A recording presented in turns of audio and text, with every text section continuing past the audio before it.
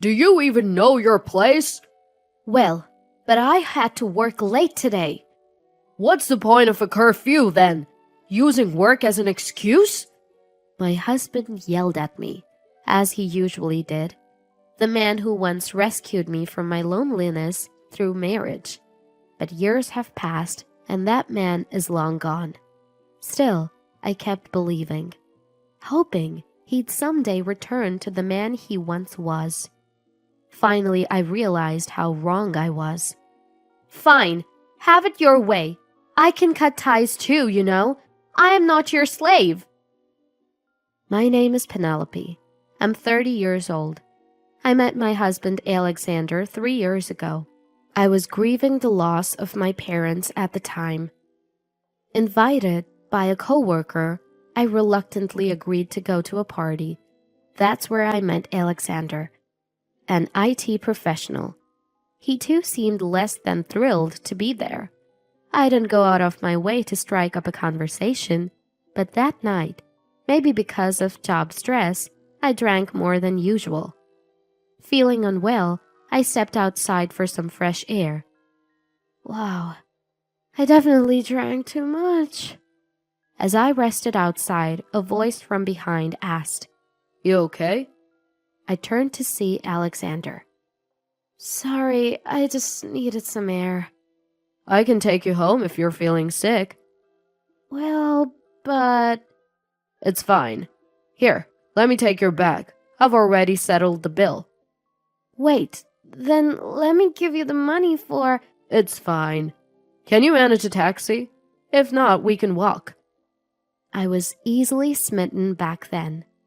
His kindness got to me, and before I knew it, I was in love. Days later, as thanks for the ride home, I invited him to dinner. From there, we grew closer and eventually became a couple. When I missed my deceased parents and shed tears, Alexander was always there. With his gentle smile, he'd say, Your tears won't bring them back, Penelope. I know that. If you keep crying, your parents won't be at peace. But... No matter what, I'll be by your side. You're not alone anymore, Penelope. So please, no more tears. Alexander... I'll always be here, Penelope. How comforting those words were. Since then, I stopped crying over my parents. I looked forward to sharing many more moments with Alexander. As we headed to City Hall to register our marriage, I felt certain of this. We met at a reluctant party, yet that led me to Alexander. However, I was yet to discover his true colors, the true nature of my favorite Alexander. The first hint came about 6 months into our marriage. That's when Alexander suddenly said, Hey, Penelope, could you cover a little more of the living expenses starting next month? What? Pay more? Did something happen? Well, you see, starting next month, my dad and mom asked if I could send them some money. Hold on. Isn't Lucas a government worker? He has a stable income. I don't fully understand it either, but it seems they're struggling financially. So I want to chip in a little for them from our living expenses. Is that okay? When Alexander suddenly made this request, I was quite surprised. That's because his father, Lucas, has been working in the public sector for over 30 years. While his salary isn't exceptionally high, it's not so low that they would struggle. Are my in-laws really struggling so much that they would ask their son to contribute? Despite feeling uneasy, I couldn't flat out say no to Alexander's request. Reluctantly, I decided to pitch in an extra $500 for the living expenses next month. 2 months later, incredibly, Alexander made another shocking proposal. Hey, Penelope, could you add another $500 starting next month? Wait a minute. This time, even I had to call a timeout. That would mean I'm paying almost all our living expenses. So, is that a problem? I'm having a hard time financially because I'm sending money to my parents. I get that, but an extra $1,000 is too much. I want to save some money too. Save? You can save all you want in the future, but I can only support my parents now. Are you going to refuse that? I was struck dumb by Alexander's terrifying outburst. I had never seen the usually calm Alexander so furious before. Without showing me any mercy, Alexander fired off harsh words. Hey, are you even listening? Seriously, I've always thought this. Whenever something bothers you, Penelope, you go silent. Alexander... I married you, a woman who's not particularly outstanding. Why can't you even listen to your husband properly? No, that's not what I meant. Don't get into the details. All you need to do, Penelope, is listen to what I say. If you have time to argue, get the cleaning done instead. Alexander violently grabbed a can of beer and hurled it towards me. It hit my head hard, scattering the beer all over the floor. Pointing at the mess, Alexander yelled, "Clean that up, you slowpoke!" I couldn't say anything back, left with no choice but to do as told. From that day on, Alexander's behavior grew increasingly tyrannical. 2 years into our marriage, my days were filled with misery. After Alexander started henpecking me, several rules were imposed. The first rule was that I should shoulder all the household expenses. Second, I had to adjust my schedule to Alexander's. Third, I had to see Alexander off and welcome him home every day. Additional rules included doing the cleaning and laundry daily, preparing meals based on caloric count, and being home by 6 p.m. regardless of how busy work was. The rules were almost suffocating. I also work full-time, so it's impossible to devote all my time to Alexander. Still, I tread carefully, not wanting to upset Alexander. Some may wonder why I don't just get a divorce. Some people may think so, but I still believed Alexander would return to the kind man he once was. Then, one fateful day, after finishing dinner, I took a shower once I confirmed that Alexander was asleep. I had been instructed to shower only after he was asleep, so this had become my routine. Upon returning to the living room, I noticed an envelope sticking out of Alexander's bag. What's this? Normally, I would never touch Alexander's personal items, but that day my curiosity got the better of me, and I found myself reaching for the envelope. The front read, "Pay stub," with Alexander's name on it. On a whim, I pulled out the pay stub and checked the amount. The figure was unbelievable. $1.4K? The pay stub showed that Alexander's take-home pay was only $1.4K. With 22 workdays in a month, this amount didn't make sense. You're kidding, right? Alexander's salary is only $1,400 a month? That can't be true. Not when he's working in IT. I've been covering all the living expenses for a year and a half because he said he was supporting his parents. But was this the real reason? The next day, I decided to talk to Alexander directly about it. So I hadn't prepared dinner and waited for him to come home. As soon as Alexander got home, I got right to the point. Hey, Alexander, can we talk? What? Where's dinner? I told you to have it ready by the time I get home. I need to talk to you about something important. Something important? Is it true that you're working in IT, Alexander? What are you talking about? I saw your pay stub, Alexander.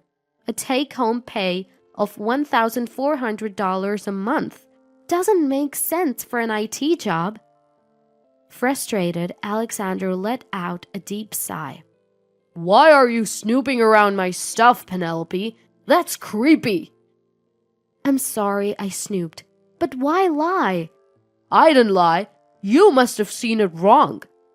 No, I saw it clearly. Your salary is, well, $1,400. Ugh, I've had enough. I'm going out for dinner. With that, Alexander stormed out of the living room. The front door slammed shut, jolting me back to reality. What's going on? Why is he hiding his income? We're supposed to be partners in this. Something needs to be done. So I decided to call my in-laws and get to the bottom of it. Hello? Olivia, my mother-in-law, answered cheerfully. Hi, Olivia. Sorry to bother you this late. Can I ask you something? What is it, Penelope? Olivia didn't sound like she was struggling. She sounded as cheerful as always. Confused, I asked her directly. Are you and Lucas having financial issues? What? Why would you ask that all of a sudden? I was just wondering, are you thinking of sending us money? No, it's just that, don't worry. Lucas has a good job and we're doing fine. We have plenty saved up. What about the money from Alexander? We've never received money from Alexander. He never even mentioned it, unlike you, Penelope. Alexander had supposedly been sending money to them for 1.5 years. That's why I had been covering all the living expenses. But Olivia says they've never received anything. There's no reason for her to lie. Finally, it hit me. Alexander had been lying to me all along. But why? The next day, I took an afternoon off from work and headed to the private investigation agency I had researched beforehand. I requested a background check on Alexander. 2 weeks later, when I went to pick up the results after work, the investigator looked at me with a serious expression.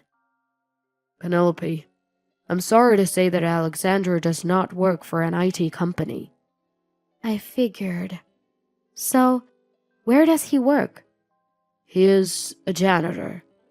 Sure, he may clean for various companies, but he's definitely not an IT professional.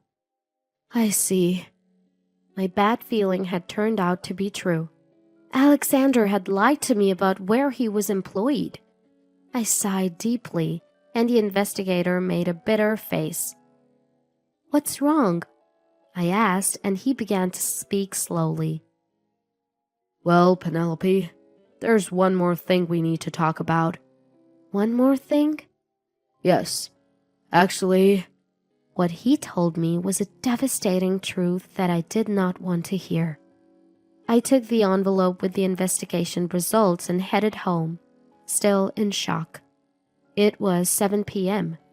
When I opened the front door, Alexander was waiting with an angry look on his face. Do you even know what time it is? I'm sorry, I had to work late today. It was clear Alexander was lying. Even though I was the one at an advantage here, I found myself apologizing out of habit.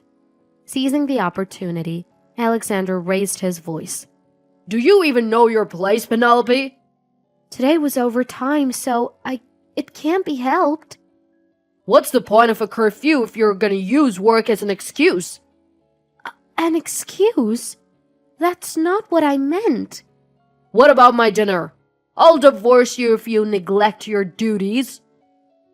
In that moment, a dull pain ran across my cheek. Alexander had slapped me. And that was the last thread of patience I had snapped. Deception, control, insults, and now violence. How much more will it take for him to be satisfied? I'm not his slave. You can be happy with Alexander. That's what I thought when I got married 2 years ago. I had believed, up until now, that the man who once saved me from loneliness would eventually change. But the Alexander from back then was no more. Or perhaps he was never real to begin with. None of it mattered now. It's time to put an end to all of this. I took a deep breath, looked straight at Alexander and said, "Fine, I'll leave." What? Penelope, are you serious? You're talking about divorce, right? I'll go, so you can do as you please. Hey, what are you talking about? Divorce was a joke. I'm not going through with it. Clearly, he hadn't expected me to agree to a divorce so easily. Alexander started to panic. Ignoring him, I continued. Joke or not, I'm serious. I'll pack my things, so don't get in my way. Wait, I'm not agreeing to a divorce. You don't have to. You'll eventually have no choice but to agree. What does that even mean? Cutting Alexander off, I held out the envelope I'd received from the private investigator. Inside were multiple photos proving Alexander's affair.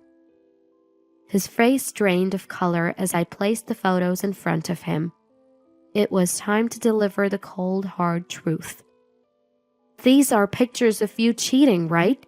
You lied about work, about sending money to your family, and you even had me covering our living expenses so you could support your mistress. That's not it. Penelope, What do you mean that's not it? I've already confirmed with Olivia, and these photos were taken by a professional investigator, you know?